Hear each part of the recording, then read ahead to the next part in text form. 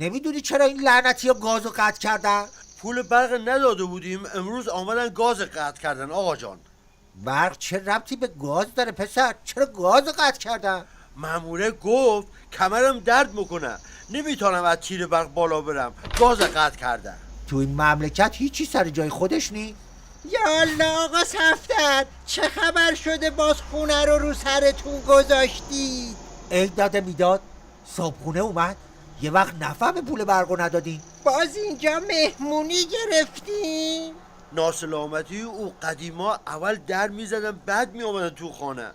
آلیا خانم بهتر بود شما هم زنگ میزدین میامدیم استقبالتون. فیوز اتصالتون پریده؟ چرا؟ مگه پول برقو ندادی؟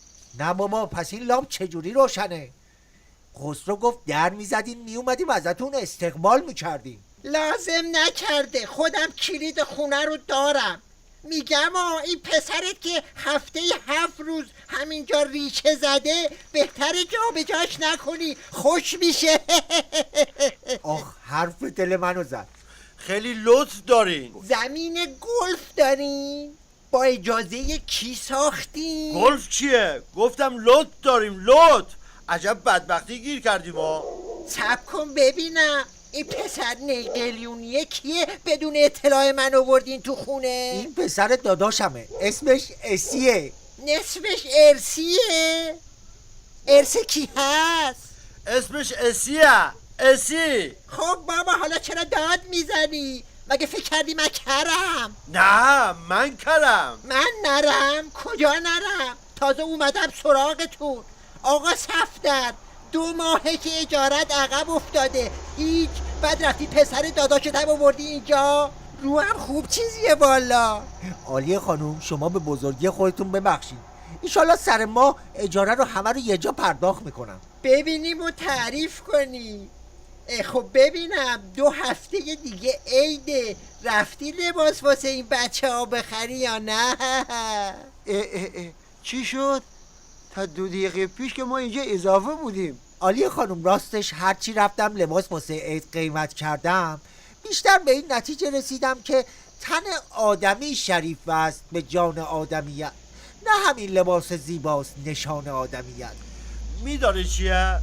این که پولمون بی ارزشترین پول دنیاست ناراحت کننده است، ولی از این ناراحت کننده تر اینه که همین پول بی ارزش هم ما نداریم. غذا واسه خوردن نداریم؟ الهی این ولی فقیر گور به گور بشه، الهی ننش به ازاش بشینه که هرچی میکشیم از دست اونه.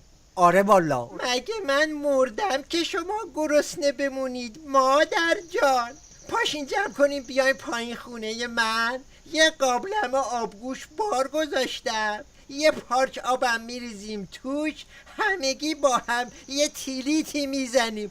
پاشید قربون قدتون برم. من بدوی من چاکه ناهارمون در اومد، اگه خدا بخواد اجاره خونه رو هم میبخشه بهمون. آقا صفدر آخر هفته اجاره رو نیاوردی من میدونم با تو. این یکی رو چه خوب شنید.